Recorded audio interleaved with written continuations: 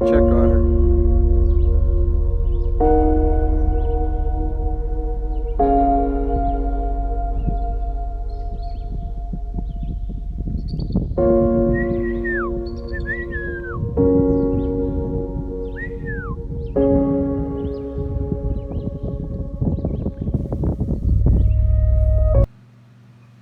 Hi guys, how you doing? Birdman here. Have a gonna be a long video tonight of the Bark River Trakker knife, and my buddy sent me this knife as a gift, and it's a beautiful, beautiful knife. It's kind of like a Grail knife. Once in a lifetime, pass it down to somebody type thing. I mean, it's beautiful. Comes in a Bark River package here,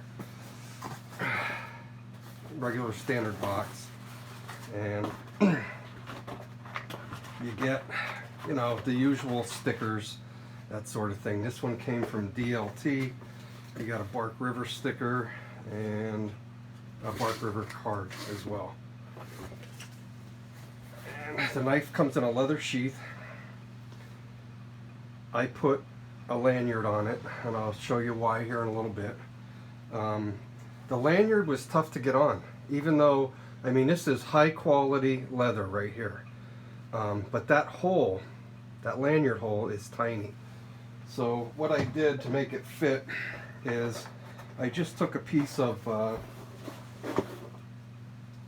leather, and let me see if I got a knife here. Yeah. Just take your leather, lay it on your leg, and just shave the ever so slight amount off of it. See what I did? That was a test piece. I just sliced a little bit of that leather off, and then you could get once you break through the other side, then you can pull the entire piece through and make your lanyard. But this is a beautiful knife. I mean, beautiful. Like I said, a Grail knife, man. The sheath is nice. Everything is so nice about it. And I thank my friend. I thank you so much for this knife. It was so nice of you to send me this. It's unreal. And I was able to put the leather down through the straps. You can carry it vertical on your back if you want. The leather snap is nice. I was going to put a bungee on it to hold it, but it actually, without doing anything, it fits behind that sheath to keep it out of the way of the blade, which they probably did on purpose. It's a 13.5-inch knife. 13.5-inch knife, 7.5-inch blade, and about a 6-inch handle. The blade stock is A2. It's, I believe, like 0.26 or over a quarter of an inch easily. That is some thick blade stock. It's got a convex grind on it, and then you have a hollow grind here, and you have a convex here. And look at the thickness we got here. It's almost like a hatchet. It's kind of what that grind reminds me of, is a hatchet grind. On this thick of a blade. I consider this a one-tool option survival knife. That's exactly what I think this knife is, and that's exactly what I'm going to use it for. I am going to put this in my survival bag, and I am going to use it throughout the summer, put a good workout on it to make sure everything's good. Then I'm going to put it in my survival bag, and then I'll use it once in a while when I want to take it out. But it'll be ready to go. It's got black and red micarta handle, and we're going to put it to the test. We're going to do some chopping, some splitting. I got some apple crumb out in the truck. We're going to go get that. I'm going to split that up, put it in a smoker. We're going to try to see if it'll do a little kitchen work. I'm going to make some beans and franks. And then we're going to go up in the woods. We're going to do some hacking. We're going to do some deliming. We're going to do some chopping, and see how it works in that aspect. Like I said, a one-tool option is what we're dealing with here. And will it be the best at doing kitchen work? Well, We're going to see if it slices enough to get the job done. If I was hungry, I'd show you how fast I could skin a deer with this knife. Can you chop with this knife out in the woods? Chop a limb or something? That's ridiculous, right? No way can this happen. You're not going to slice like this in the kitchen, but it's not a kitchen knife, okay? It's a survival knife. And while I'm talking about the Trakker design, I just quickly want to tell you, I have 1 year experience with a Trakker knife, and before I bought the Boker Trakker, it was up in the air. I was buying it for prepping wood for my smoker, and it was between the tops number 4 Necker or this one, and I went with this one because it was a little bit more, it wouldn't be as cool to wear around your neck, but it's going to process the wood a little better for the smoker, so that's why I picked that up. And I'm going to show you there's a learning curve with this knife. We'll let this one out, and I'll hit that real quick. This is the other Trakker, the only other Trakker knife that I have, and as you can see, it's been used. It's got 1 summer under its belt, 1 whole year of smoking, prepping wood for the smoker. That little tip right there, and you come along a little stick to do some curls for the smoker. Fantastic, that edge. It's the same edge that this one has. Sharpening is a little different. It's pretty, like I said, there's a learning curve. When you sharpen, you have to, what I do, I've seen it done different ways, but what I do is I start back here and I'll go to this point right here. I go to that point.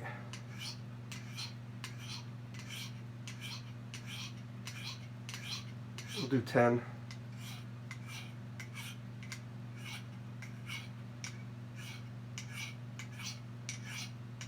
And flip it. 10 on. Now I go from this point to the tip.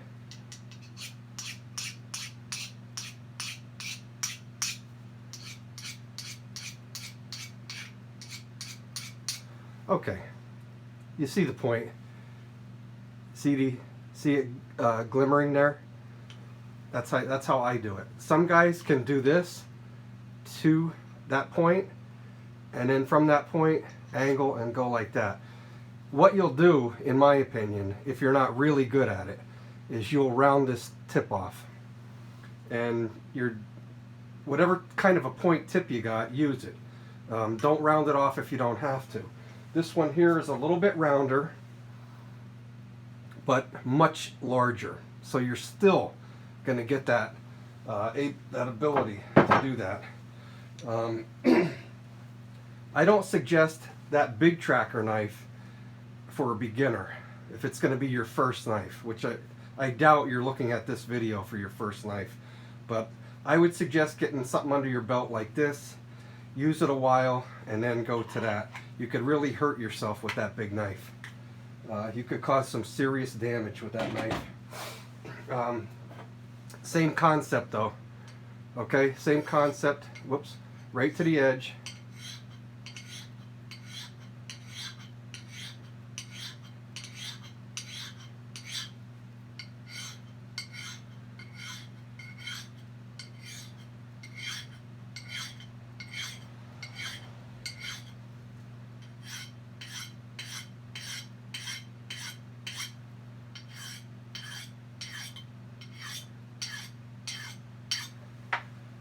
And it does tone it up a bit.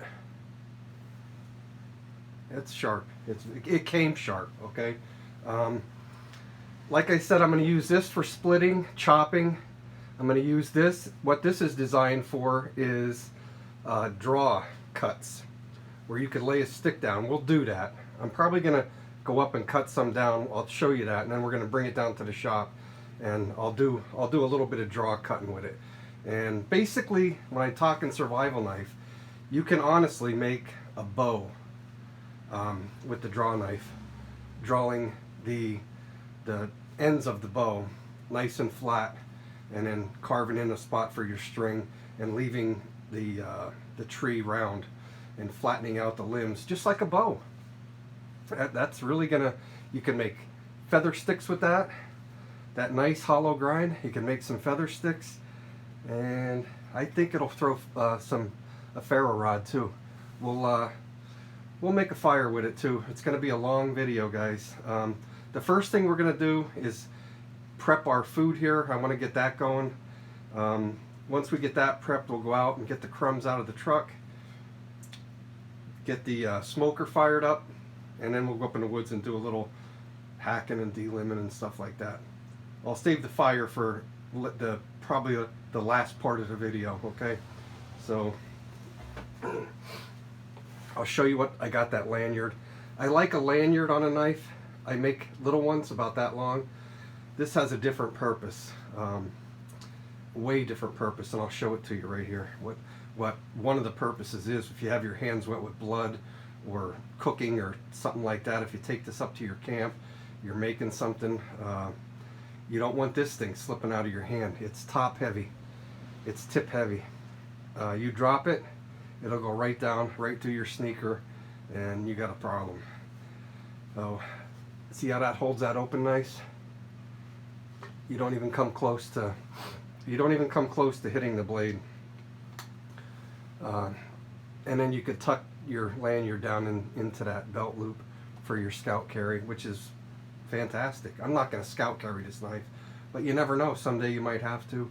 It's got a belt loop. You can hang it off your belt. We'll use the belt loop today. So, oh, okay. Talking about these knives, the Trakker design, and this one that I used which I used for my smoking. My buddy who sent me the Bark River Trakker, Bud, you have a Tops 4.0 necker coming in the mail. It's a gift for you. I want you to have it. Like you to use it. I'll be in touch with you this summer. I'll text you and see how you like it, and then I'm going to get one in the summer and use it until next year about this time, and then between me and you both, we'll have a good year use on that little necker. And I'll make a video, on a knife review video on it, and hey, if you want to send me a couple of clips of you using it and maybe some whittling and some whatever, fire sticks or whatever you want to do, or if you just want to text me and tell me what you liked, what you didn't like, and if you don't like something about it, let me know, please. If it's too small for your hand, or if you don't like it, I also sent you an ulti clip and some thread tightener. I believe it's VC3. It's fantastic stuff. You can reuse it. In other words, you can take a pin, a bolt out of your knife, put that stuff on, put it back in, and then if you have to, take that bolt out, and you can reuse it 2-3 times. The same thing with your pivot screws. You can use them on pivot screws, and they won't loosen on you. It's better than Loctite. It's reusable. It takes a lot of vibration to get them out of there. You can take them out with a screwdriver, but it takes a lot of vibration for that stuff to back off. So good stuff. I sent you that with the ulti clip, the whole setup. You can put it on a neck knife. If you'd rather put it on the ulti clip and put it in your pocket, or both. You could put the ulti clip on there. They weigh nothing, and still use it as a necker. So I thought that would be nice for you. And I wanted to do this little project for me and you. And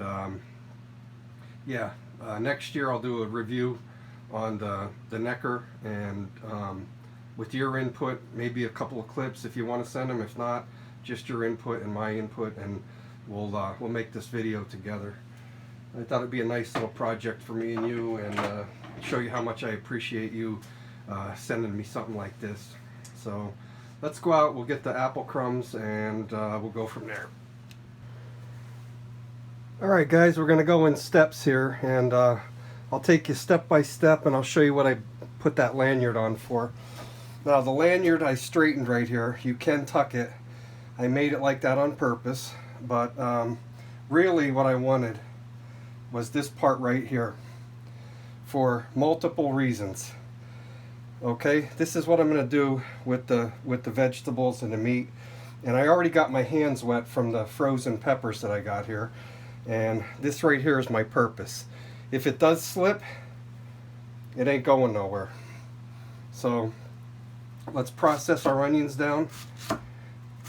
No problem. Get that Lanyard up where it belongs. Of course, I'm not going to drop it doing this, but when you're doing multiple things, believe it or not, it's going through that onion better than I thought it would. I thought it would bust through, but it's doing. I like a little chunkier vegetables in there, so yeah, real nice. No problem. Remember, one tool option. You're not going to be worried about a cooking show if you're trying to survive. But okay, it did that real nice. Yep. Throw that in our skillet. Okay, I'll take this with me like this.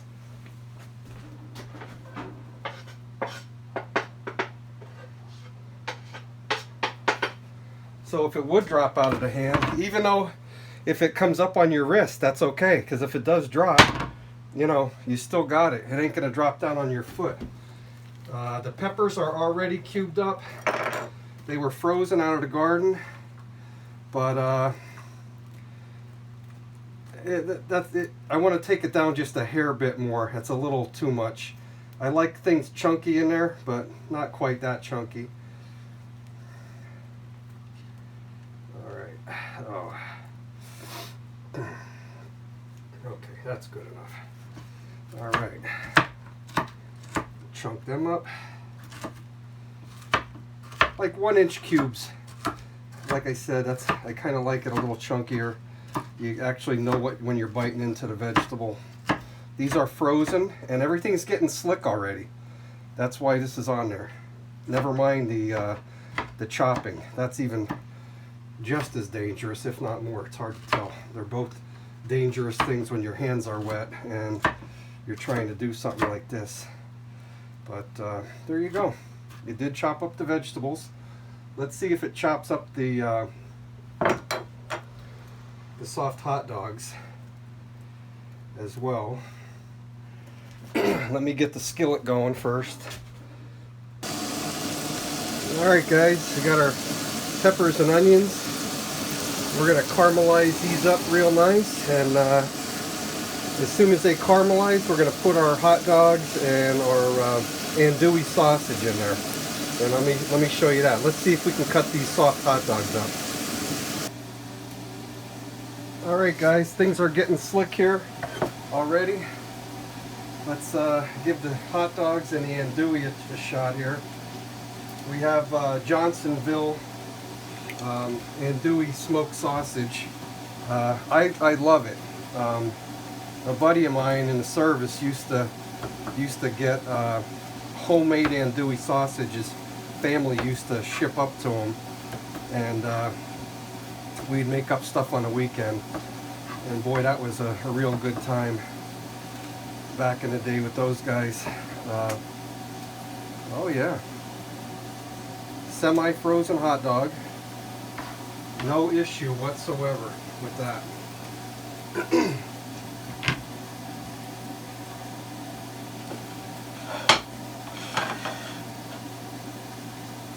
It did fantastic. And it would be so easy to grab this and just start cutting away, but we're going to play it safe and use the lanyard that I put on there. That's what it's for. That's what I'm using it for. And again, I make this a little on the chunkier side. I don't cut these up real fine. When you bite into it, you want to know you're having a hot dog or a piece of andouille.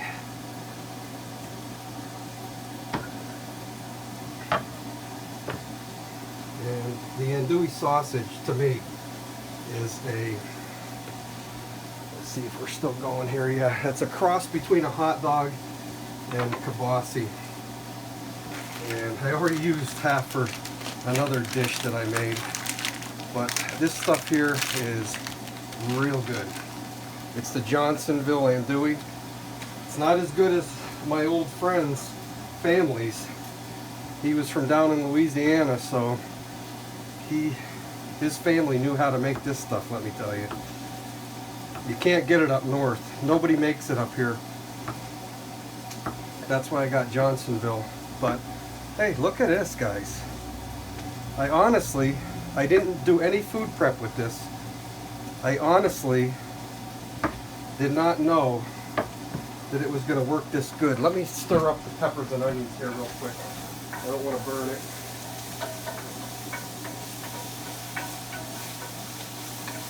Oh yeah.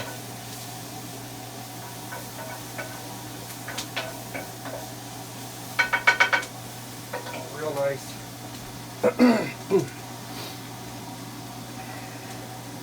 Back to our meat prep. Not sure if you can see or not. I hope so. But this blade is doing awesome. I really like it. Look how nice that came out. Alright, as soon as this gets nice and brown and caramelized, I'll show you that. Alright guys, we're caramelizing up real nice, and we turned it down to a blaze, a roaring blaze. We'll add our andouille. Get that flavor in there. And our hot dogs. This is how I do it. You're going to get such nice flavor out of this. Hope that looks good. It smells fantastic already, just with the pepper and onion. It's going to even smell better as that andouille flavors go out through there. And next step, I'm going to put the beans and the seasoning in, and I'll show you that. I'm just going to put a little bit of hot spice in it, and I'll show you that. We'll try the knife on that too. Okay. Alrighty guys, we got our beans, our andouille, our sausage, and our onions and green peppers, and we're ready for the other ingredients. And what we're going to put in is, we have some Bush's original baked beans. I got 2 cans drained and 1 can of the Bush's not drained, because I want to put a little ketchup in. I don't want it too soupy.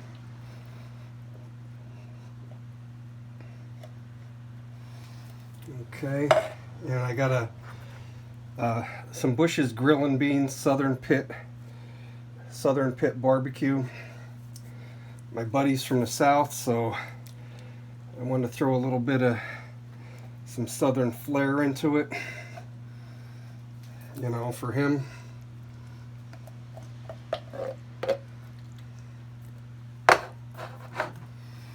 So 3 cans of Bush's original 16 ounce, and then a bigger can of the Grillin' Beans, and we'll mix that up real nice. Oh yeah, this is gonna be real good. I drained a little bit of the liquid off the beans because I wanted to add a little ketchup.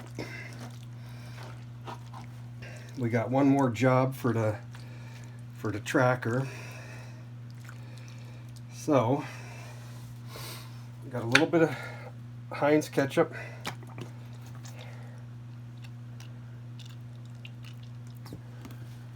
and a little bit of Costco spicy brown.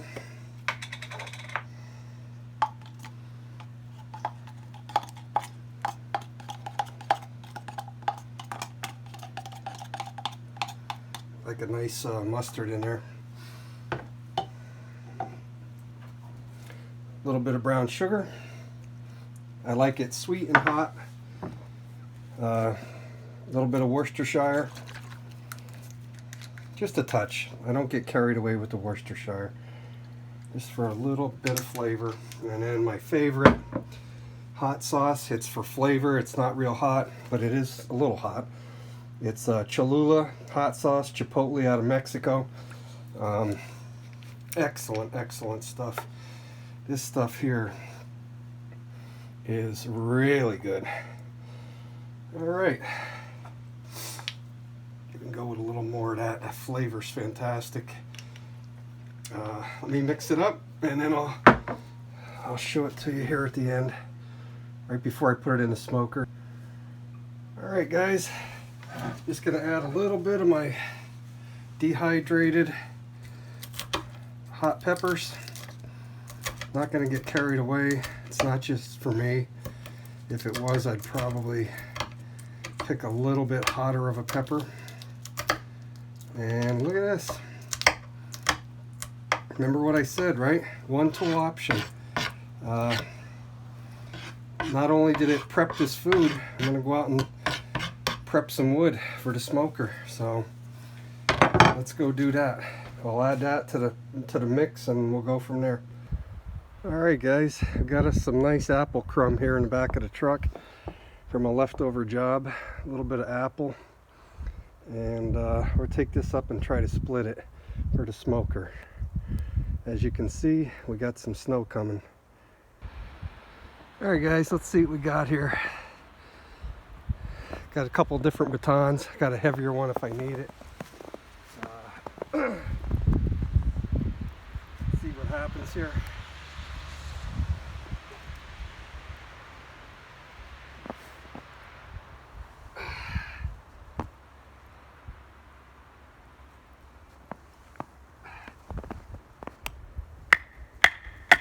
Oh man. Yo. Wow. Is that nice?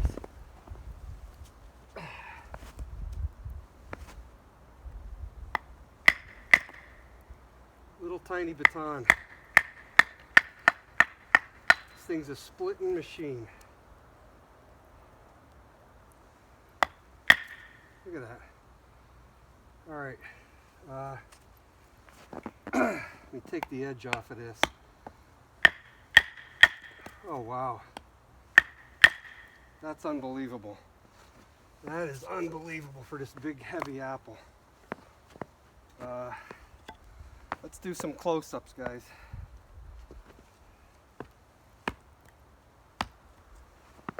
Hold on.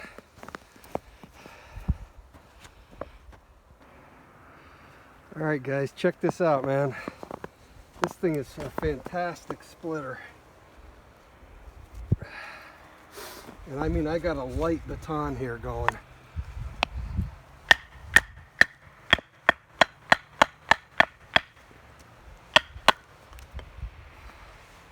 Almost coming into a knot. Look at that. This thing is a splitting machine. And that's why I like the no teeth on the back end of the blade here. Man, that's beautiful wood too. Beautiful smoking wood.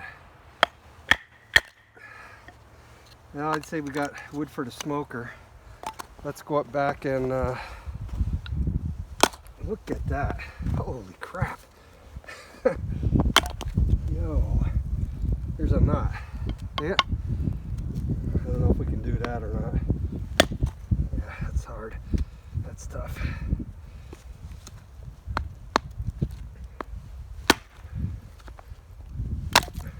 Wow. What a knife. What a knife. What a knife, bud. Alright guys, let's check out the smoker. I think we got some good stuff coming off of this. Oh yeah. That's why I like propane, not electric. That's why I like this particular kind of smoker. Doesn't have to be this one. This is a Masterbuilt John McLemore Signature Series. Let's get our smoke is good. Smells sweet too, real nice. Let's put our creation in. It's a little bit, now you can tell it ain't too soupy. but it's going to get a little more soupy as the vegetables sweat down and the brown sugar melts and all that kind of stuff. All right, I'm going to put this in the smoker while we're up deliming and doing some chopping. There she is. Nice, bud. Hope you like it, man. I wish you could be here to taste this. Have a couple of cocktails at night, watch a football game. Yeah, that'd be nice. But here it is. I hope you like the end product. Alright guys, let's do a little bit of deliming here. See how she does on that. She's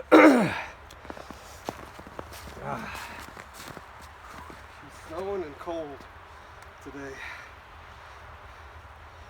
We'll use the lanyard.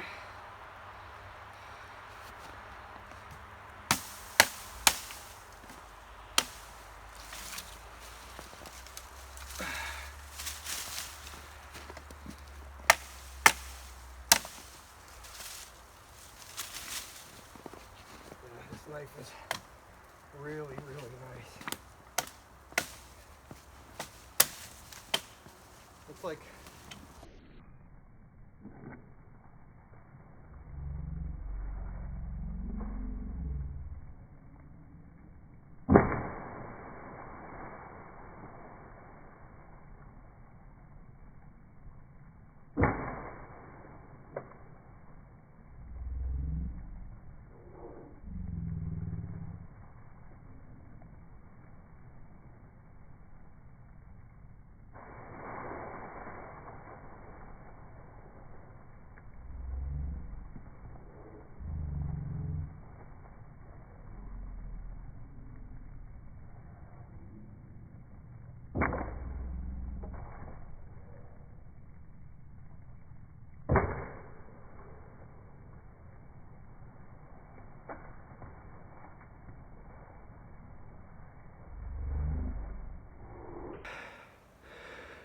well guys, you missed the action of me chopping through this tree, but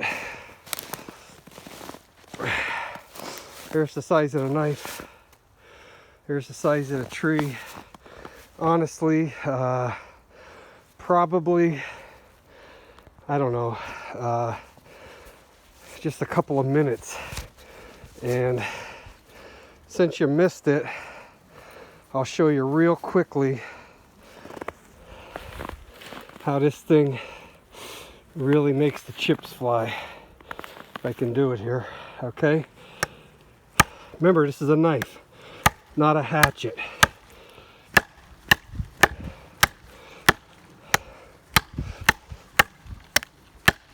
Look at that. Look how quickly that does. This is a dry old tree.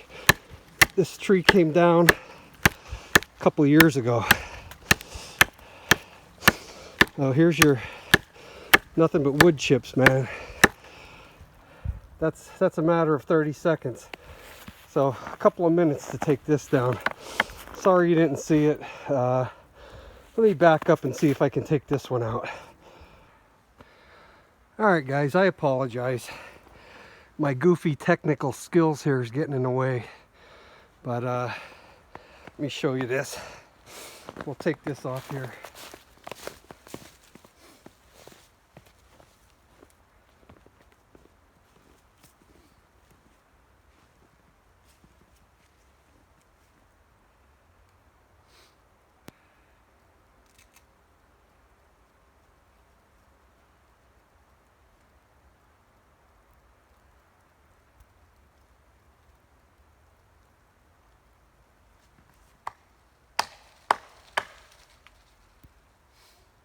Forgot the lanyard again. Gotta be safe out here.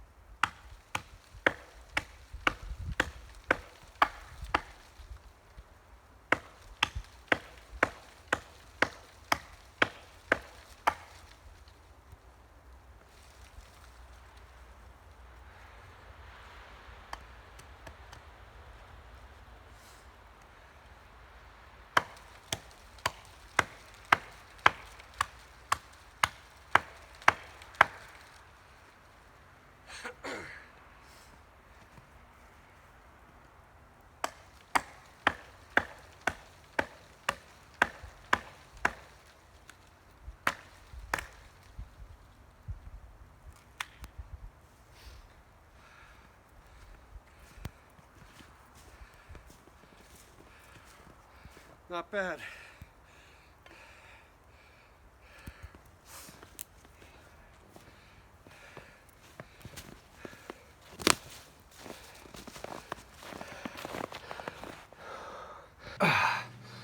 Alright guys, as you can see, I just got back down in the shop and we were up there cutting, and like a dummy, I wasn't recording when I cut the bigger piece. I was already getting tired when I cut the smaller piece, but survival tool, this is not a hatchet, and it performed like one. This ain't a chef knife, and it performed like one.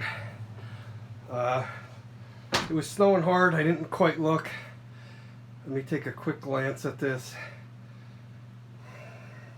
There ain't even a chip out of it, guys. I would show you if there was. That's wood. Let me just brush it off. That's wood. Not even a chip out of this Bark River A2 tool steel. Not even a chip. My friend, thank you so much for this knife. The friendship means more to me than anything, but the knife is fantastic too, no doubt. I would rather the friendship, but I love the knife. There it is. Do I recommend this knife? Of course I do. After one use, why do I recommend it? Because my buddy sent me other Bark Rivers. Hard used Bark Rivers I got here. The beast is up there, and I got the little beast right here. This was going to be my survival knife here, but the other one, the Trakker, fits way better in the pack. And the reason I'm showing you this is because this is A2 steel. It's a Bark River A2 steel 2014 custom made knife. I don't baby my stuff. I use it, but I take care of it. It's been about a month since I did anything with this one, so you're going to see some scuffs and scrapes on it. But look at that edge. After 2 years of smoking and using this as my chopper, my splitter, all that stuff up at camp, here at the house, not even a chip. I sharpened it twice because I sharpen knives, I sharpen them, I'm just crazy with that. When I say sharpen them, yeah, this is what I do right here. Right here, that's it. On just a ceramic rod. I should have made a video of the sharpening stones and tool steels that I got from my friend, but this is about all I do. I had a Kershaw that I couldn't get sharp, and he sent me these sharpening stones and diamond steel rods. I'm going to do a video on that this year, and I'm going to do more knife reviews because I got more knives here that he sent me that definitely every single one deserves a review. But I'm at a loss for words. I'm excited here from this knife. This is going to be such a great survival knife. Put it in your pack. I have a survival backpack. It's going in that. And remember, that log you saw up there me cutting, this is a knife, not a hatchet. And it went through it like nothing. That tree came down 2 years ago. That's hardened wood. This blew through it like nothing.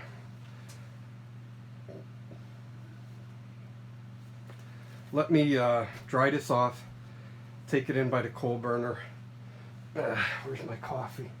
I'm going to have my coffee, and I'll show you the end product of the smoking project of the beans and franks and the andouille. And that's it for the video. Thank you, my friend. Thank you, thank you, thank you. I hope you enjoy your tops.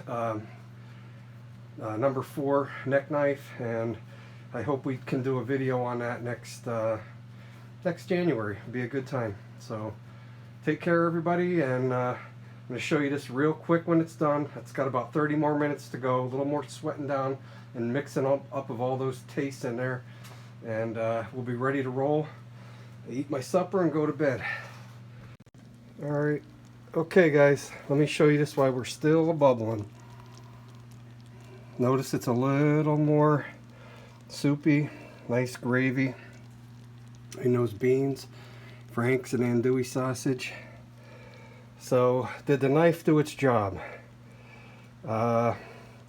Did kitchen work, did deliming, chopping, splitting.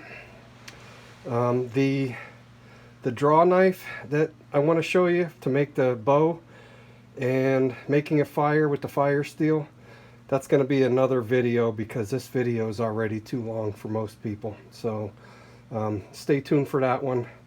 I'm going to show you that one coming soon. Take care, everybody. Have a nice night, and I'll see you next time. Thank you, my friend. Thank you very much.